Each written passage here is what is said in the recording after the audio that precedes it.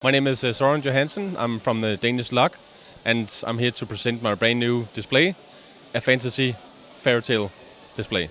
Okay. Yeah. It's an excellent layout here, so let's take us through. You can start with some of the buildings and we'll check each part out. Oh yeah, I built the houses one by one, of course, starting over in the right corner. I focused a lot of color blocking and ways of finding new elements you've never been used before in more than one idea. And going through a lot of architecture inspiration back to the Vikings. So there's some Chinese medieval stuff and fantasy and regular medieval stuff and so on. And from there on, I just built one house at the time. I focused a lot of the details, finishing off with the pearl gold details. That was the last touch, making sure that each house doesn't look the same. According to both details and colors, and especially the roof designs is very unique from each house. So it has been quite a good journey and a big leap from what I normally do. That's sure. Yeah. We'll talk a little bit more about that kind of switch in genres in a minute here, but you mentioned the roofs. I definitely want to dive a little more into that. If you can take us through kind of your different roof designs and what you found worked for each building. Yeah, let's do that. Well, we should start with the first house here. It's the Nexonites shields, tiles that I have used to create this like a hive nest pattern. And the idea is that you put the row and every second it's just a one-step change to get this kind of pattern looking like that. And it's inspired by a good friend of mine from the Danish LEGO. Did something like that last year and I took the idea and say, I can incorporate it somehow. The next one here is the dark blue roof, and it's 1x2 curved slopes, which also is every second row is a bit different than the next one. So when you get the full effect, it just looks like it's knitted, like a sweatshirt or something like that. It does. It has that really nice effect when you kind of alternate back and forth. Yeah. And the middle house here is what I call the shield halls. That's where all the parties and celebrations are held. And it's actually just random slopes, but in two different angles. And the wood structure, the dark brown one on each side of the roof and in between, is normally put on normal studs, and then the dark orange slopes are inverted by a jumper tile to get like this effect.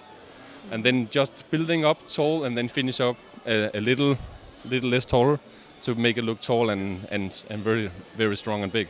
Kind of come to that peak almost at the top. Yes, exactly. The dark red house in the background here is just cheese slopes in dark green. The same idea, just to try to build a new angle. And I used some special old slopes you had back in the old castle sets, where you had studs on the curved side to create the angle of the roof. The last one here, the medium blue house, is a bit more difficult because you can see the tiles are not pointing like they used to. They are tipping down with one tip. So I took the 4x4 corner brick with the cutouts and stacked them vertically to get the height I wanted. And then in between each gap of each section I was able to put in the tile to create this effect. Okay. And then to get it back straight normal again to normal building techniques and building horizontal again, I used a turntable inside to place on a hinge to get the angle also.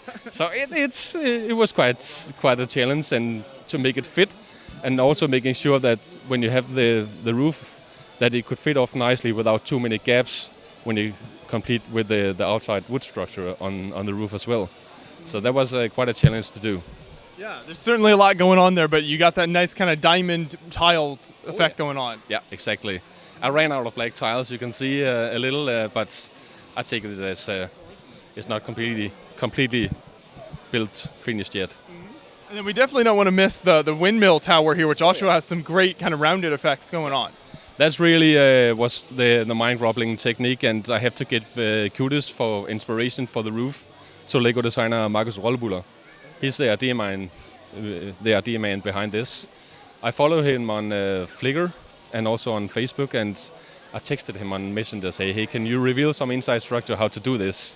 Because I want to see if I'm able to develop or do it as well. So he sent me like a slew of pictures, and I said, okay, I have the parts, and let's give it a go. So it's each just a circle where you use the horse carriage wheel for the inside.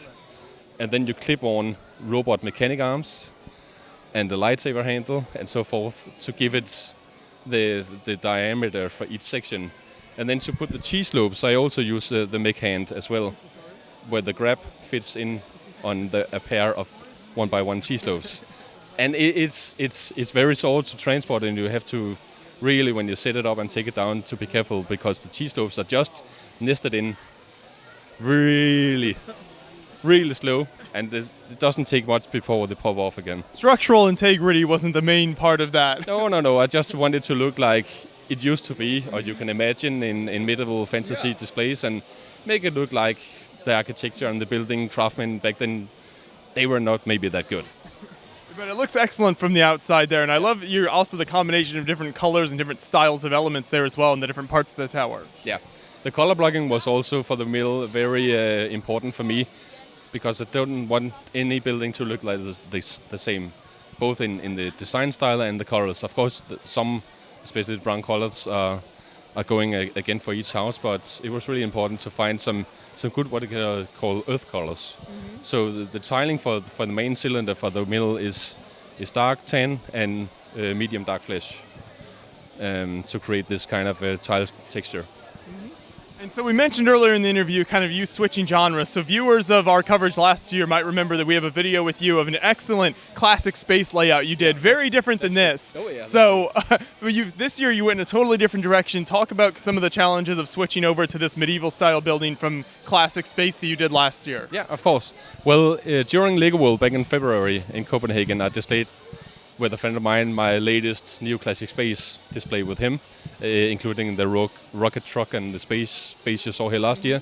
So in the meantime, we just extended it to, I think it was 8x8 base plates back then. And during those 4 days at LEGO World, I was like, what am I going to do after this?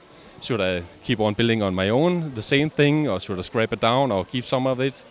And I had this idea that I want to take a break away from neoclassic space. I've been building it for about a decade, so you get a little fed up all of a sudden, and I could also imagine that keeping on with just a handful of colors to choose from, if you want to stick to the old colors, they got a little too boring, too much restriction.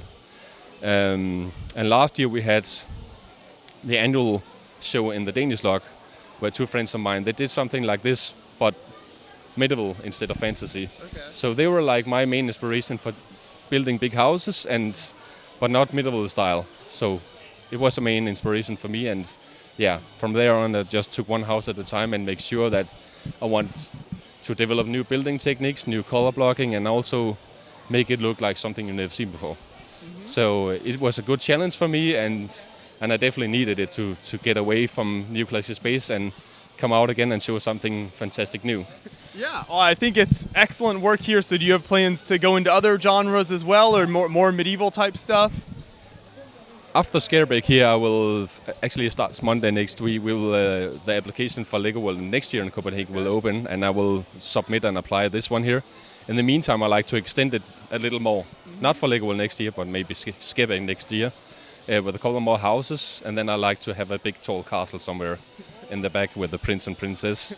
Still fairy tale and fantasy, no medieval castles or armies or anything like that. But for a near future, I'm thinking about doing some more creator-related modular buildings, like Lego do. Maybe put them on Lego Ideas or whatever comes out. Somebody suggested yesterday that these houses should be on Lego Ideas, so you can get like a medieval street instead. Yeah, so that's a good idea, but it takes a lot of time to to nail that one. So. But good inspiration, that's for sure. Yeah, you'd have my vote. So if you put these out there, I think people would like them. But excellent work so far. Thanks so much for taking us through the layout here, and can't wait to see what you have in the future. Appreciate it. Welcome. Thank you very much.